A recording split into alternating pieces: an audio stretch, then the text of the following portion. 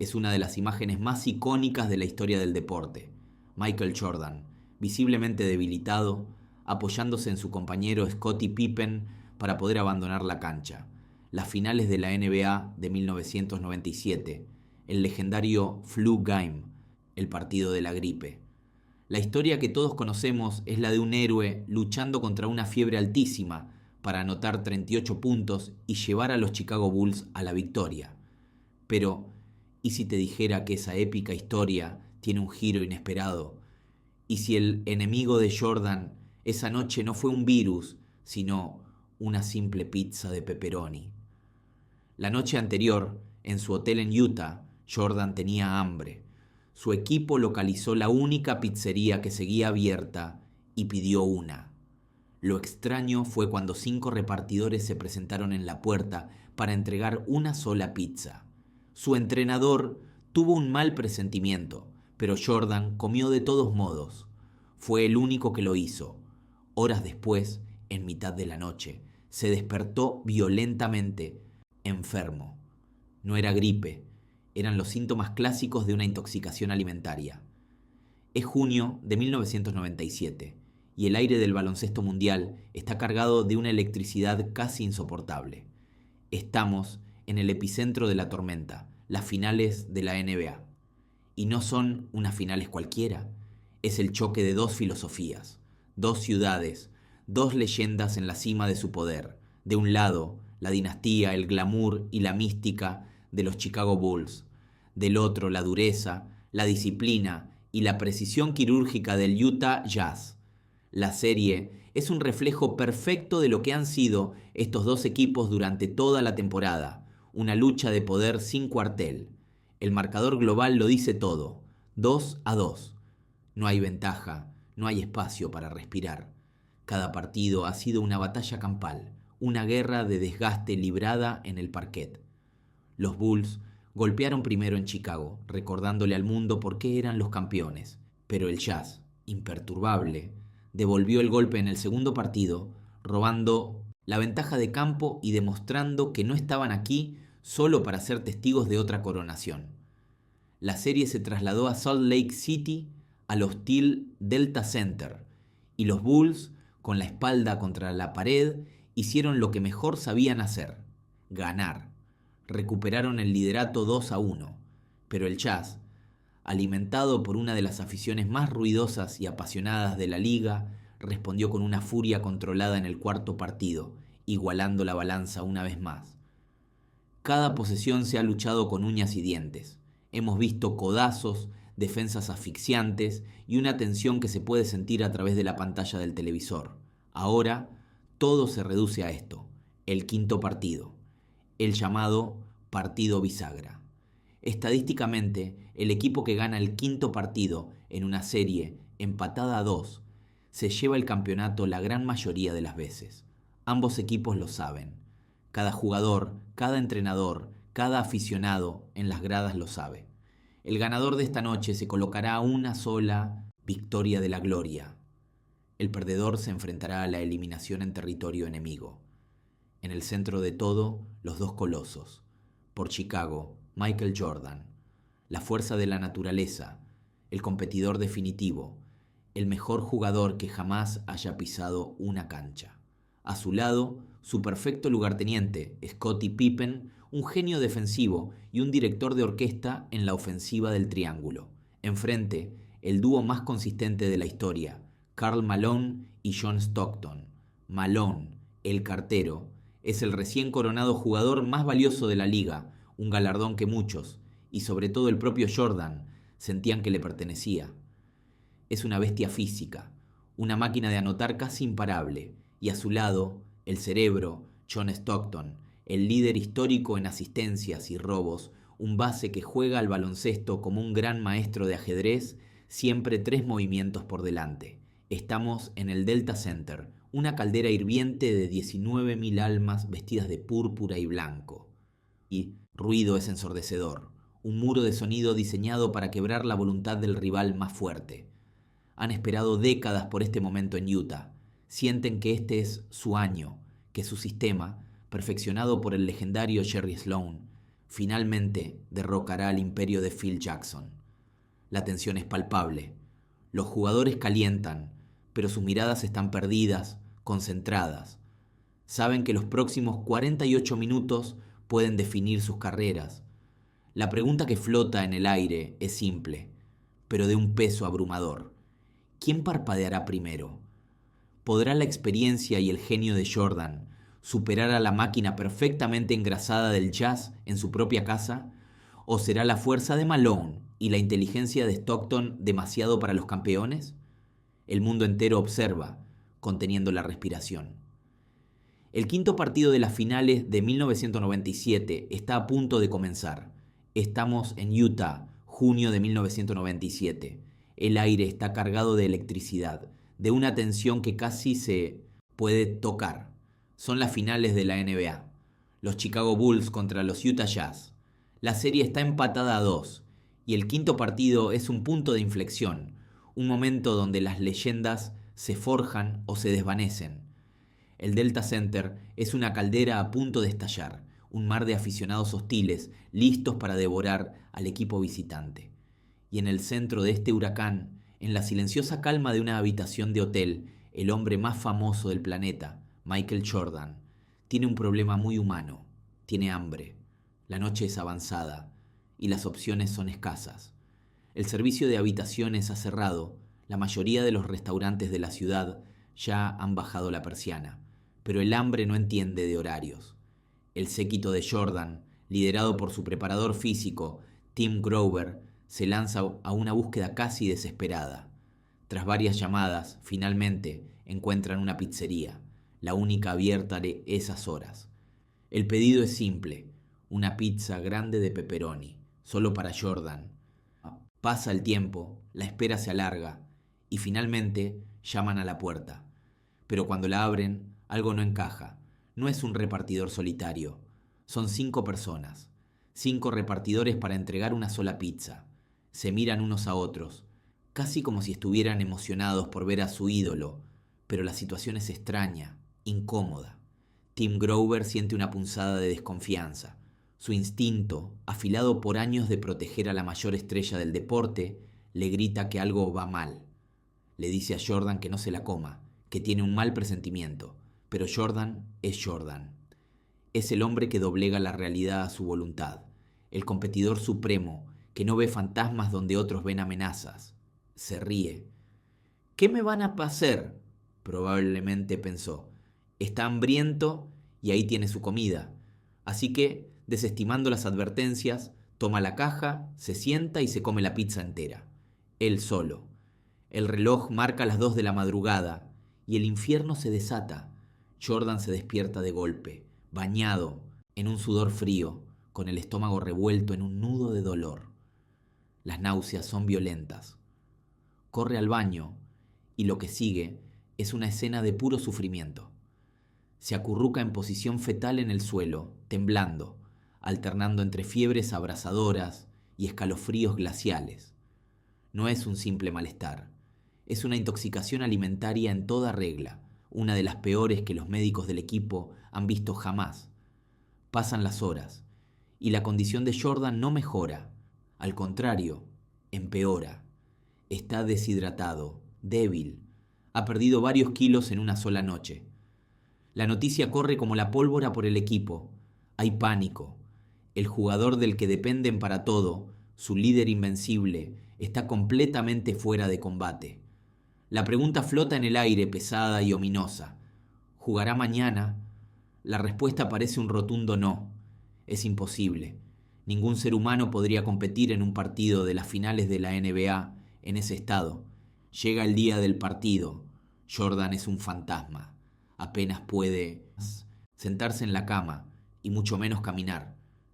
Pero entonces, a pocas horas del inicio, algo cambia. En un acto de pura fuerza de voluntad que desafía toda lógica médica, Jordan se levanta. Se viste lentamente, con el rostro pálido y los ojos hundidos, y le dice a su equipo que va a jugar. Lo que sucedió esa noche en la cancha es historia del deporte. El famoso flu game. Un Jordan visiblemente enfermo, que se doblaba de dolor en los tiempos muertos y parecía a punto de colapsar a cada segundo, ofreció una de las actuaciones más heroicas que se recuerdan: 38 puntos, un triple decisivo en los últimos segundos, y al final la imagen icónica de un gigante exhausto, desplomándose en los brazos de Scottie Pippen, habiéndolo dejado absolutamente todo en la pista. Y todo comenzó con un antojo nocturno, con una simple pizza de pepperoni en una habitación de hotel en Utah. Una decisión, en apariencia inofensiva, que no solo alimentó a un campeón, sino que cimentó para siempre una leyenda. Todo había empezado de la forma más normal posible. De hecho, había sido un día estupendo. Jordan había salido del trabajo sintiéndose productivo. El sol de la tarde todavía calentaba las calles y decidió caminar un poco antes de volver a casa. Fue entonces cuando lo vio. Un pequeño puesto de comida que nunca antes había notado, con un aroma a especias y cilantro que te atrapaba al instante. El menú era sencillo, pero prometedor. Se decidió por unos tacos de pescado que sinceramente fueron de los mejores que había probado en su vida. Cada bocado era perfecto.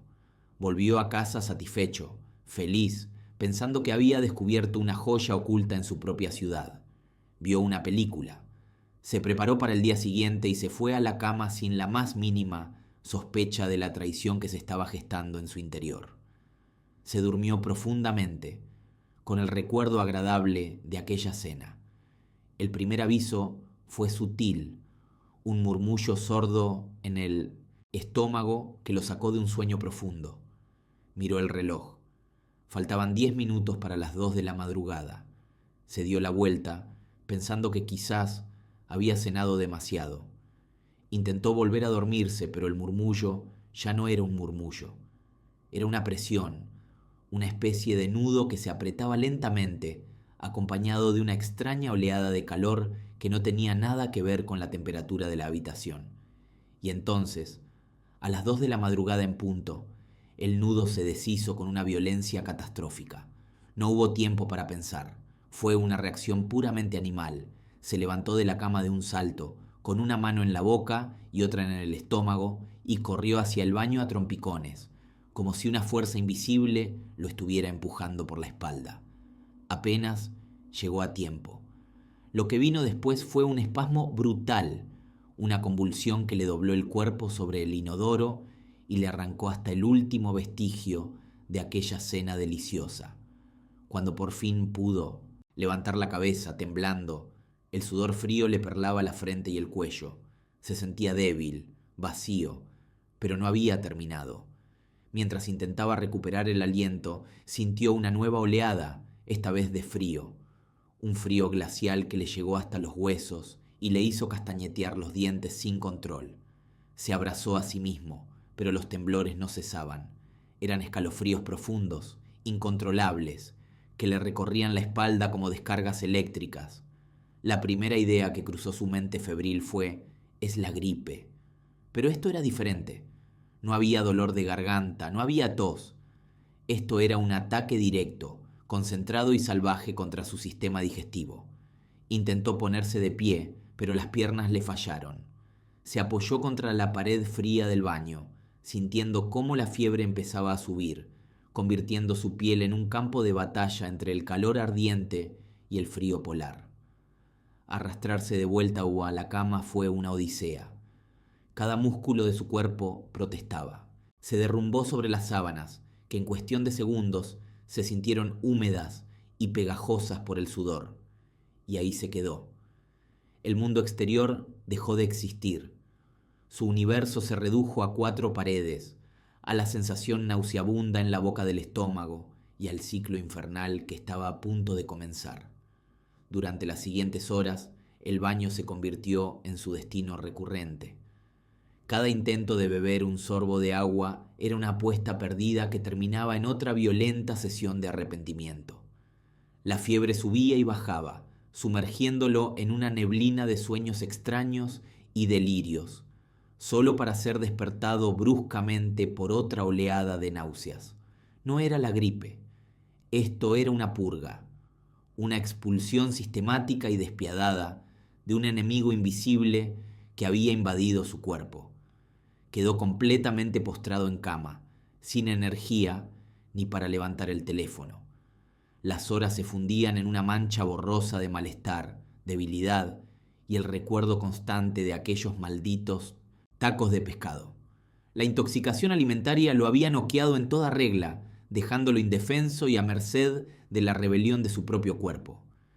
Era la madrugada previa al quinto partido de las finales de la NBA. En una habitación de hotel en Salt Lake City, el mejor jugador del planeta estaba de rodillas, temblando. Un sudor frío le recorría la frente mientras su cuerpo se retorcía de dolor. No era un rival en la cancha, era algo interno, un veneno que lo estaba consumiendo. Su entrenador personal, Tim Grover, lo encontró en un estado deplorable. El diagnóstico fue rápido y brutal. Una intoxicación alimentaria severa, probablemente por una pizza pedida a altas horas de la noche. El veredicto era unánime. Era imposible que jugara. Pero estamos hablando de Michael Jordan. Para él, la palabra imposible era simplemente una opinión, un obstáculo más que superar. Horas más tarde, las puertas del Delta Center se abrieron para recibir a los equipos. Los jugadores del Utah Jazz entraron con la confianza de jugar en casa, con la serie empatada a 2. Los Chicago Bulls entraron concentrados, pero con una sombra de duda. Y entonces apareció él. No era el Jordan desafiante y enérgico que el mundo conocía. Era una figura pálida, encorvada, con los ojos hundidos por la deshidratación y la falta de sueño. Cada paso que daba desde el vestuario hasta el banquillo parecía un esfuerzo monumental. Apenas podía mantenerse en pie, y mucho menos correr, saltar y competir al más alto nivel del baloncesto mundial. Los periodistas murmuraban, sus propios compañeros de equipo lo miraban con una mezcla de preocupación y asombro. ¿Realmente iba a intentarlo? ¿Cómo podía un hombre que apenas podía caminar enfrentarse a un equipo entero en el partido más importante de la temporada? Su cuerpo gritaba que se detuviera, que se rindiera al agotamiento y la fiebre. Cualquier otra persona, cualquier atleta mortal se habría quedado en la cama aceptando la derrota antes de empezar. Pero su mente era un motor que se negaba a apagarse. La competitividad que lo definía, ese fuego interno que lo convirtió en una leyenda, ardía más fuerte que nunca. Para Jordan, no jugar no era una opción. Era una traición a sí mismo, a su equipo, a todo lo que representaba. Se puso el uniforme, ató sus zapatillas con manos temblorosas y miró a su entrenador, Phil Jackson. No hubo un gran discurso, solo una mirada que decía: estoy aquí, voy a jugar. El partido comenzó y, como era de esperar, Utah tomó el control. Jordan era una sombra en la cancha, se movía con lentitud, sus tiros se quedaban cortos, su defensa era un paso más lenta. El Jazz llegó a tener una ventaja de 16 puntos. Parecía que la historia ya estaba escrita. El héroe, debilitado por la enfermedad, finalmente había encontrado un obstáculo insuperable. Pero entonces ocurrió algo. Durante un tiempo muerto, Jordan se desplomó en su silla, con una toalla fría sobre la cabeza, jadeando. Parecía el final. Sin embargo, al volver a la cancha, algo había cambiado. No era que su cuerpo se hubiera recuperado milagrosamente. No, era que su mente había tomado el control absoluto.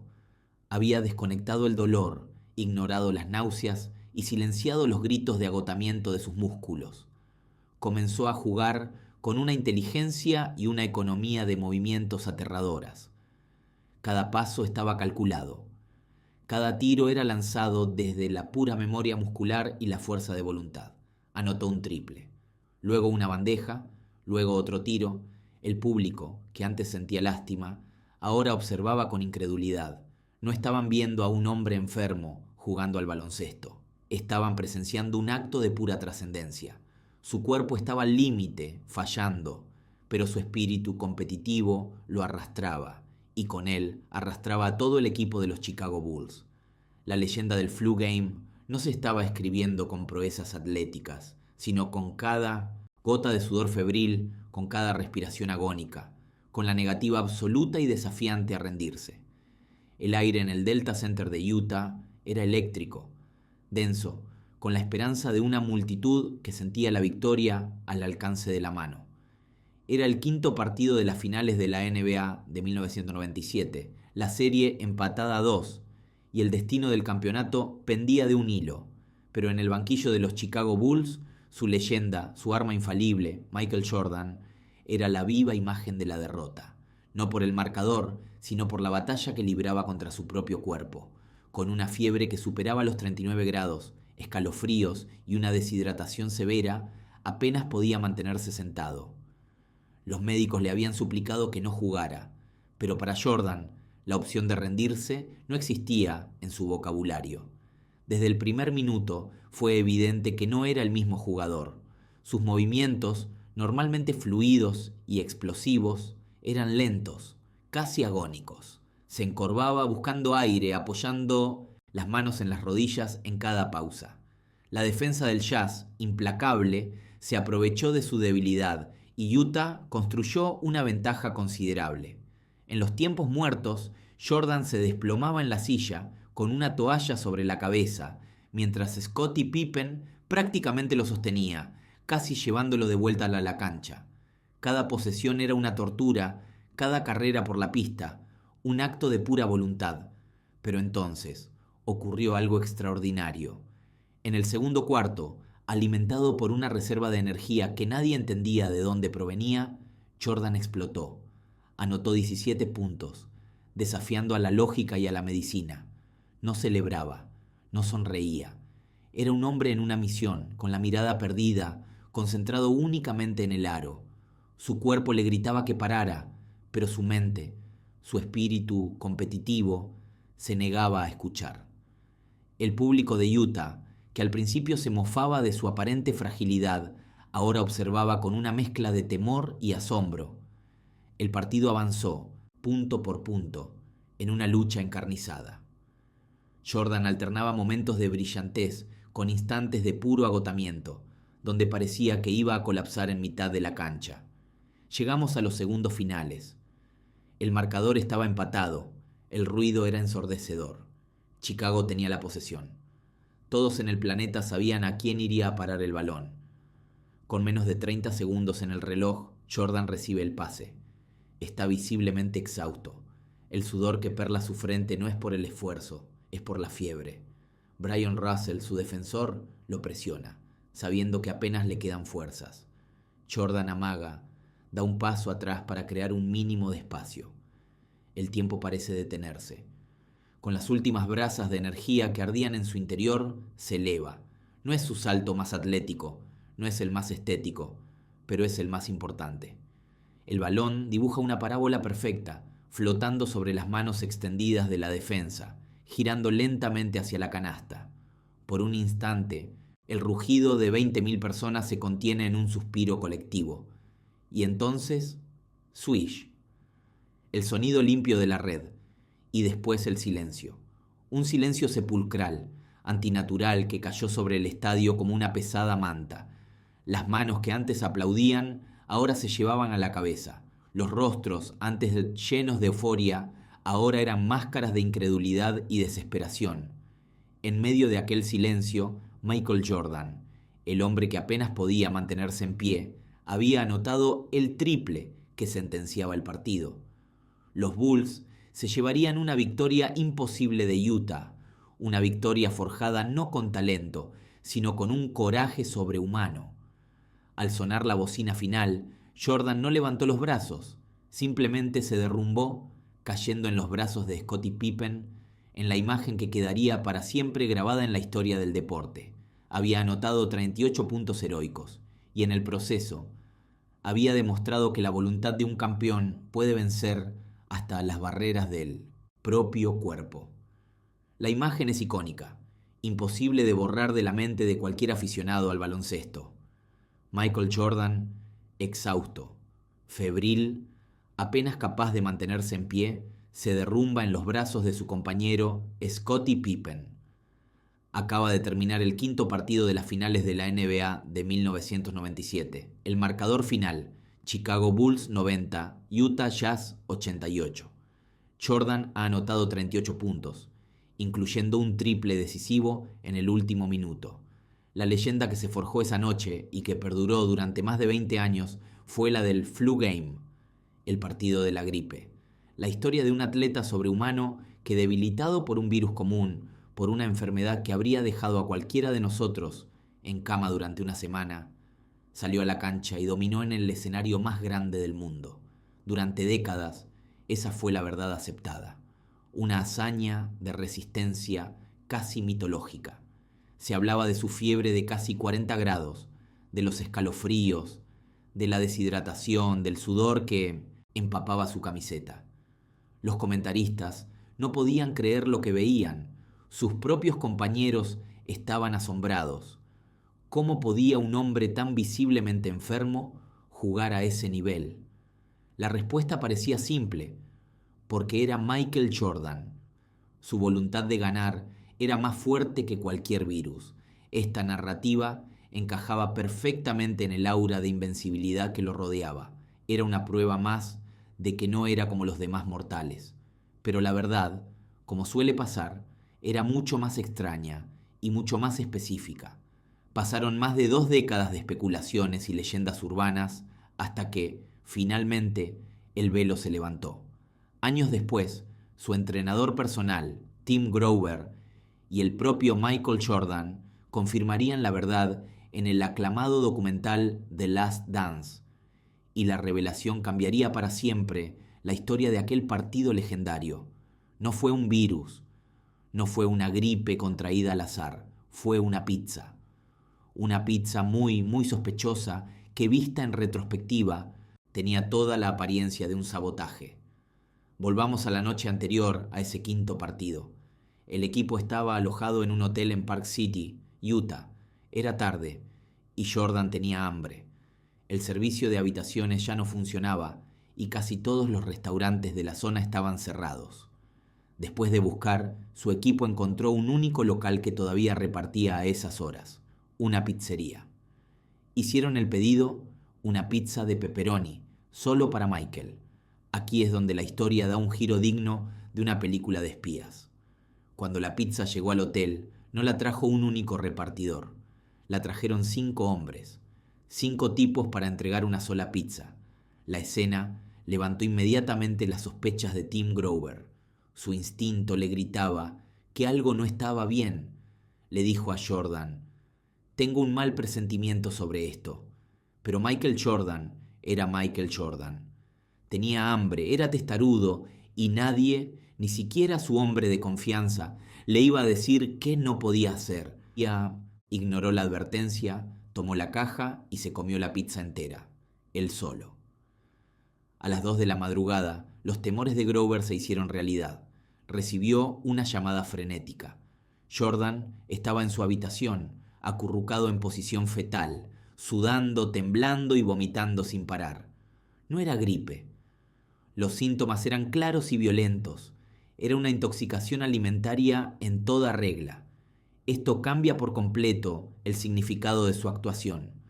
Luchar contra los síntomas de una gripe que se desarrolla lentamente es una cosa. Luchar contra una intoxicación alimentaria que ataca tu cuerpo de forma fulminante y te deja completamente vacío y deshidratado es una batalla de otro nivel. No estaba luchando contra un microbio invisible en el aire. Estaba luchando contra algo que le habían dado, algo que había ingerido. Fue un sabotaje deliberado. Un grupo de aficionados de los Jazz que decidieron tomarse la justicia por su mano para debilitar a la estrella rival, nunca lo sabremos, con certeza, pero la imagen de 5 hombres entregando una sola pizza en mitad de la noche es como mínimo inquietante. Así que el partido de la gripe era en realidad el partido de la intoxicación alimentaria, o quizás el partido de la mala pizza. El nombre no suena tan épico, pero la hazaña es todavía mayor. Demuestra que el enemigo de Jordan esa noche no era solo el equipo de Utah, ni el ruidoso público del Delta Center. Su enemigo era también su propio cuerpo, traicionado por una comida que debía darle energía y que en cambio casi lo derrota. Y aún así ganó.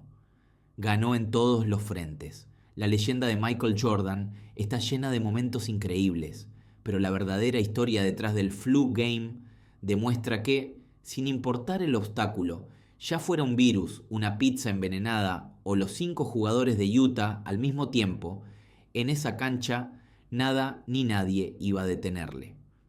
La imagen está grabada en la memoria colectiva del deporte. Michael Jordan, exhausto, bañado en sudor, desplomándose en los brazos de Scottie Pippen. Durante décadas lo conocimos como el Flu Game, el partido de la gripe, una hazaña épica contra una fiebre de 39 grados en plenas finales de la NBA. Pero la verdad, revelada años después por su propio entrenador, es mucho más cruda. No fue un virus, fue una intoxicación alimentaria. Una pizza pedida a altas horas de la noche en un hotel de Utah, una pizza que solo él comió. Así, la leyenda se transformó.